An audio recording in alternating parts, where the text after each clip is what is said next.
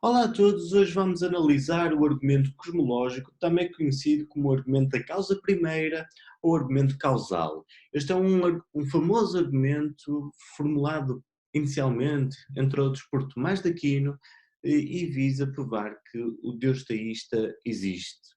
Vamos ver se este é realmente um bom argumento. Então quero começar por realçar que este é um argumento a posteriori. Isto quer dizer apenas que eh, para se formular este argumento, parte-se de alguma informação acerca do modo como o mundo é. Ou seja, começa-se com simples factos acerca do mundo, como o facto de nele haver coisas cuja existência é causada por outras coisas, para daí concluir que tem de haver uma primeira causa, ou seja, tem que haver o Deus teísta. Como eu tinha dito, a versão clássica deste argumento foi apresentada por Tomás de Aquino. Tomás de Aquino, no seu livro A Suma Teológica, formulou 5 argumentos para a existência de Deus, ou, como ele diz, 5 vias para provar que Deus existe. E o argumento que vamos analisar é o segundo argumento, ou seja, é a segunda via, que também é conhecido como argumento cosmológico. Ora, Tomás de Aquino apresenta o seu argumento desta forma. Olha, reparem.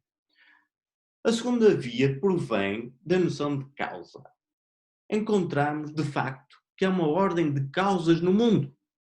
No entanto, não se encontra nem é possível que algo seja a causa de si mesmo, porque, nesse caso, algo seria anterior a si mesmo, o que é impossível. Por outro lado, não é possível que se proceda até o infinito nas causas. Logo, é necessário postular uma primeira causa, que todos denominam Deus, que todos chamam de Deus. Será este realmente um bom argumento? Para isso, vamos analisar o argumento e formalizar o argumento passo a passo, para ver se realmente estamos aqui perante uma boa prova a favor da existência de Deus. Então, numa possível formulação deste argumento, podemos dizer o seguinte: como primeira premissa, temos a ideia de que existem coisas no mundo e esta premissa é completamente trivial. Numa segunda premissa, podemos dizer o seguinte: se existem coisas no mundo, então tais coisas foram causadas de existir por alguma outra coisa. Esta premissa 2 explicita a ideia de que essas coisas que existem no mundo não se causaram a si mesmas. Pelo contrário, tais coisas foram causadas por outras coisas. Por exemplo, cada um de nós existe não porque nos causamos a nós próprios, mas sim porque os nossos pais nos causaram a existir e assim sucessivamente. Do mesmo modo, uma cadeira ou uma mesa não aparece do nada. É causada a existir pelo carpinteiro e tudo o resto que existe no mundo. Ok. Vamos agora à premissa 3. A premissa 3 elenca duas possibilidades que explicam a premissa 2. Ou seja, se as coisas do mundo foram causadas a existir por alguma outra coisa, então há aqui duas possibilidades para explicar isso. Ou seja, ou há uma cadeia causal que regride infinitamente, ou há apenas uma primeira causa que é a origem da cadeia causal. Portanto, nesta premissa 3, como eu estava a referir, apresentam-se duas possibilidades que podem explicitar ou podem explicar o que poderá causar as coisas que existem no mundo. A primeira hipótese é a de uma cadeia causal que regride infinitamente. Ou seja, as coisas que existem no mundo devem-se às causas que as precederem. Por sua vez, essas causas devem-se a outras causas que as precederam, e assim sucessivamente até ao infinito. Esta é a primeira hipótese. Vamos ver agora a segunda hipótese. A segunda hipótese é admitir que há apenas uma primeira causa, a qual não tem causa, que é a origem de toda a cadeia causal. Assim, em vez da cadeia causal regredir infinitamente, essa cadeia irá parar numa primeira causa incausada e sobrenatural, como o Deus teísta. Agora questionemos, mas qual destas hipóteses é a mais plausível?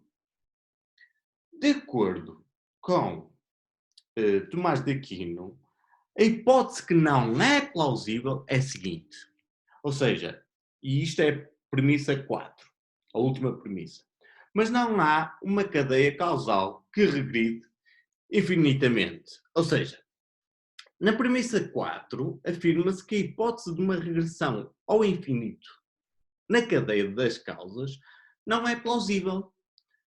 Mas porquê?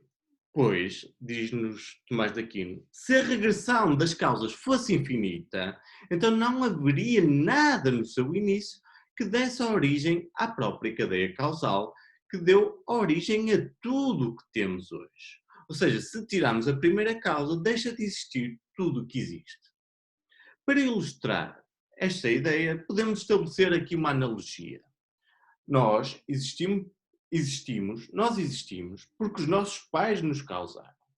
E por sua vez, os nossos pais existem porque os nossos avós os causaram. E assim por diante. Agora suponha-se que não havia de todo um primeiro casal nos nossos antepassados. Parece que nesse caso não haveria a própria cadeia causal que nos causou a existência. Portanto, do mesmo modo, se não houver uma primeira causa, ou seja, Deus, deixaria de haver a própria cadeia causal e nada existiria. Mas, como existem coisas e cadeias causais, segue-se que terá de haver uma primeira causa. É esta a ideia fundamental do Tomás de Aquino. E por isso, se a hipótese de uma cadeia causal que regrida ao infinito não é plausível, ficamos com outra hipótese. A outra hipótese parece melhor. Ou seja, há apenas uma primeira causa, a que chamamos Deus, que é a origem da cadeia causal. E, portanto, é desta forma que o Tomás de Aquino tenta mostrar que o Deus teísta existe a partir do argumento cosmológico. Mas vamos pensar, será este realmente um bom argumento? Será que provamos aqui que Deus realmente existe? Repare, o argumento é claramente válido. Nós até o podemos formalizar. Isto é, se as premissas forem verdadeiras, é impossível a conclusão ser falsa. Isso é facilmente mostrado com um inspetor de circunstâncias. Portanto, a nível da validade, o argumento é impecável. Não tem qualquer erro. Mas será este realmente um argumento sólido? Será que as suas premissas são realmente verdadeiras?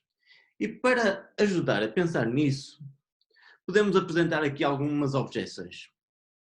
A primeira objeção que gostaria de salientar que se pode fazer a este argumento é em relação à premissa 3.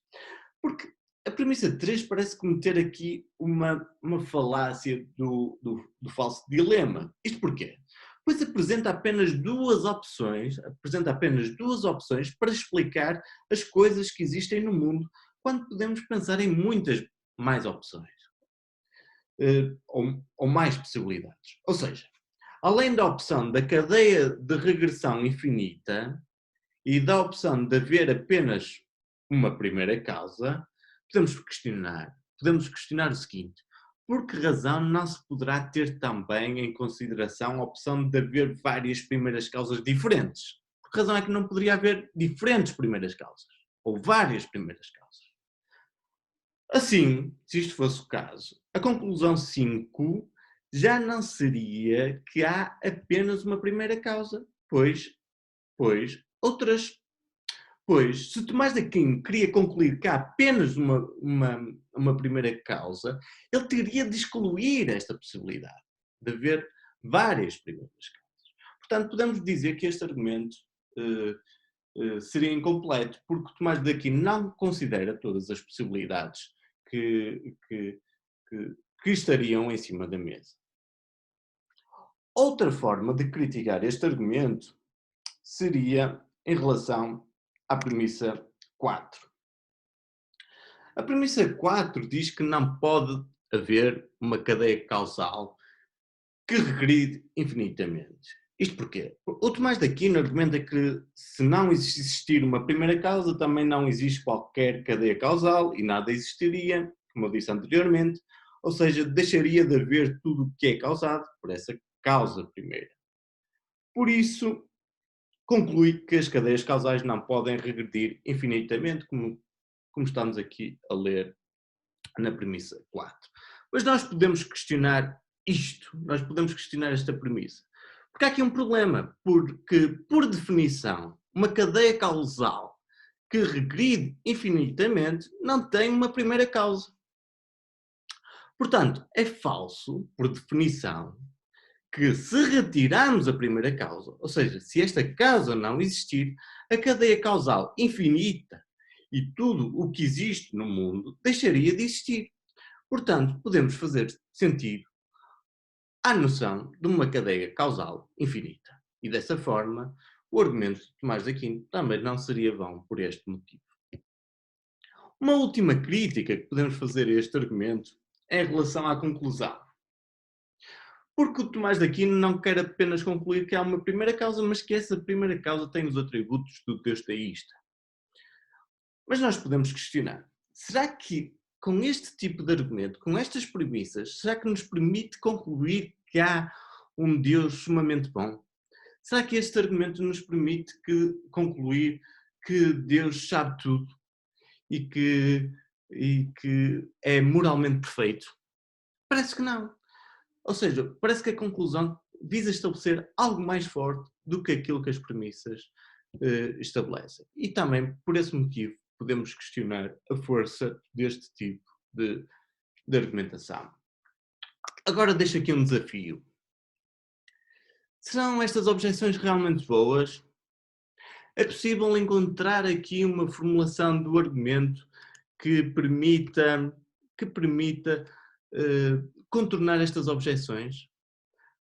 Por isso, pensa, tenta formular uma versão do argumento cosmológico que, pelo menos, tente contornar uma destas objeções. E pensa se esse argumento é realmente bom ou se continua a haver problemas. Portanto, será que o Deus teísta existe?